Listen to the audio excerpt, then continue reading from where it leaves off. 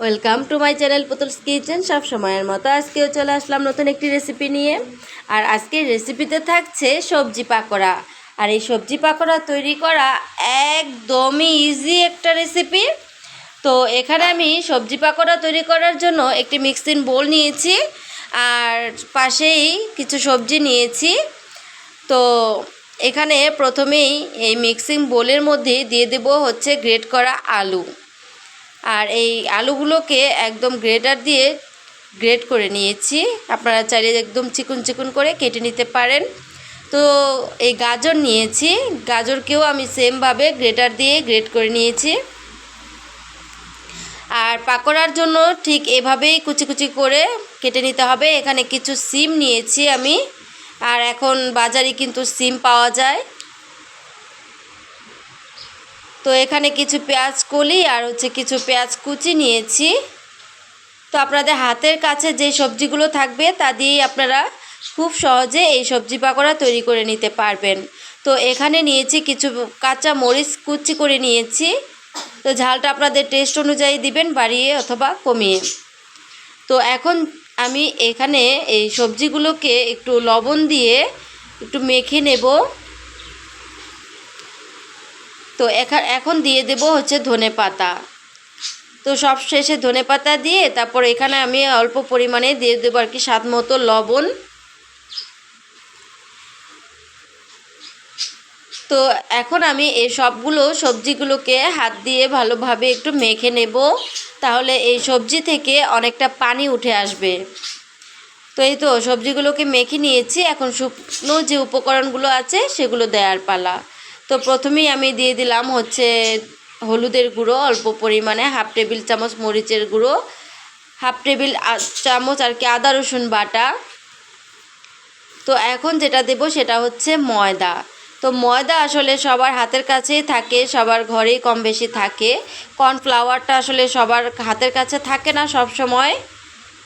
তো এখন আমি দিয়ে দিচ্ছি 2-3 টেবিল চামচ ময়দা। তো এখন ময়দা দেওয়ার পরে এখন যেটা দেব সেটা হচ্ছে চাউলের গুঁড়ো। তো চাউলের গুঁড়াটাও কিন্তু আমাদের হাতের কাছেই থাকে, ঘরে সবারই থাকে। তো চালটা আসলে আমরা যে চাল দিয়ে ভাত খাই সেই চালটাকে একটু ভিজিয়ে রেখে অথবা শুকনো চালকেও একটু গুঁড়ো করে নিলেই হয়ে যাবে। আচ্ছা, এখন আমি শুকনো যে উপকরণগুলো দিয়ে দিলাম, এখন আমি যেটা দিলাম সেটা হচ্ছে একটা ম্যাজিক মশলা। এই ম্যাজিক মশলাটা দেওয়ার কারণে এই সবজি পাকোড়ার টেস্ট কিন্তু 3 গুণই বেড়ে যাবে। তো এখানে আমি একটা ডিম ফেটে তারপর দিয়ে দিলাম। আর এখন আমি এই সবজির সাথে শুকনো উপকরণগুলো ভালো করে একটু সুন্দর করে মেখে নেব।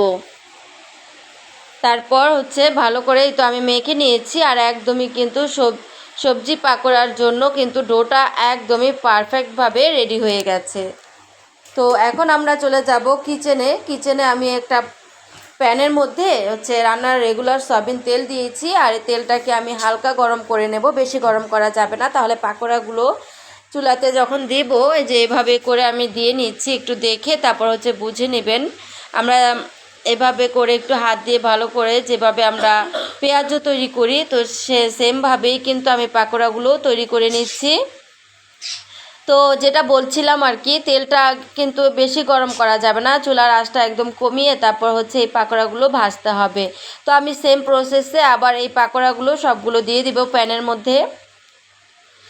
তো চুলার আঁচটা একদম কমিয়ে তারপর এই পাকোড়াগুলো ভাজতে হবে। যদি বাড়ানো থাকে তাহলে কিন্তু উপরে কালার চলে আসবে আর ভিতরে কিন্তু একদমই সেদ্ধ হবে না, কাঁচা রয়ে যাবে, তখন খেতে কিন্তু একদমই ভালো লাগবে না। তো এই তো আমি উল্টে পাল্টে পাকোড়াগুলো কিন্তু একদমই ভেজে নিয়েছি। আর আমি একটা টিস্যুর উপরে হচ্ছে সার্ভ করব, তাহলে কিন্তু একদমই যে মানে এক্সট্রা যে তেলটা থাকে সেটা কিন্তু টিস্যুতে একদম শুষে নেবে, অ্যাবজর্ব করে নেবে।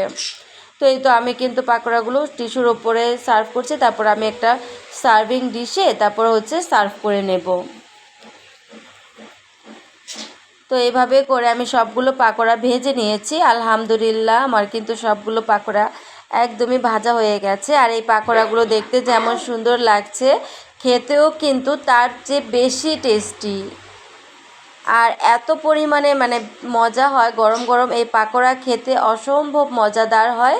তো এই তো আপনাদেরকে আমি একটা ভেঙে দেখাচ্ছি কতটা জুসি হয়েছে, আর একদম গরম ধোঁয়া বের হচ্ছে, ভিতরটাও একদম সুন্দরভাবে কুক হয়ে গেছে। তো অবশ্যই আপনারা ভিডিও ভালো লাগলে আমার এই চ্যানেলটাকে সাবস্ক্রাইব করে রাখবেন, লাইক দিয়ে পাশে থাকবেন, আর ফ্রেন্ডস অ্যান্ড ফ্যামিলির সাথে শেয়ার করে দিবেন, অন্যদেরকেও দেখার সুযোগ করে দিবেন। তো এভাবে করে সস দিয়ে পাকোড়াগুলো আমি খেয়ে নিচ্ছি। আপনারা চাইলে সস দিয়ে অথবা মুড়ির সাথে, যে কোনো এমনি চায়ের সাথে, বিকেলে নাস্তা, বাচ্চাদের টিফিনে, যে কোনো সময়ই কিন্তু এই গরম গরম পাকোড়াগুলো খেতে অসম্ভব মজা হয়। তো ট্রাস্ট মি, আপনারা বাসায় একবার হলেও বাসায় ট্রাই করবেন, তাহলে বুঝতে পারবেন যে এই সবজি পাকোড়াগুলো কতটা বেশি মজা হয়। তো সবাই ভালো থাকবেন, সুস্থ থাকবেন। আসসালামু আলাইকুম।